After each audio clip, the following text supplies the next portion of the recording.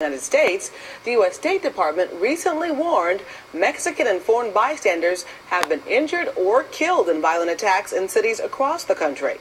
This warning came just as spring break season warmed up. And Focus reporter Ted Oberg is in Cancun, where spring break may look the same as in years past, but not all spring breakers feel that way.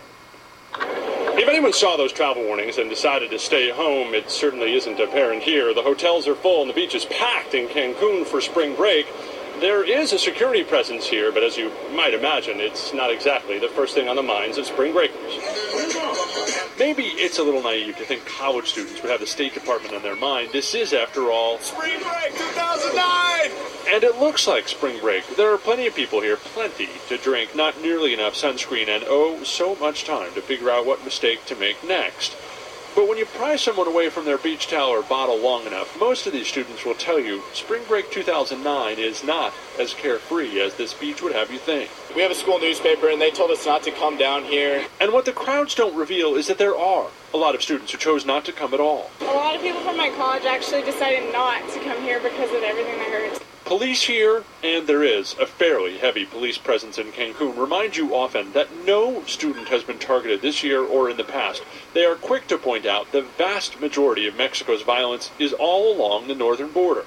Crime and violence along the U.S. border from Tijuana through Juarez, Nuevo Laredo, and down to Matamoros is well known, as are the kidnappings and killings in Mexico City. But in recent months, drug violence flared up in resort towns like Acapulco, Zihuatanejo, Mazatlan, and Cancun.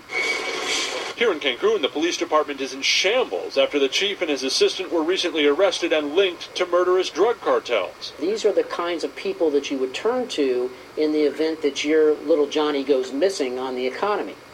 And in essence, you don't know who's working for what cartel in certain venues.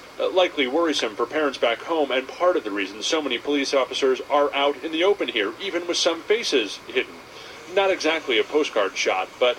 Actually, I feel more safe with seeing the police out like that than if I didn't see the presence of the police at all. Comforting.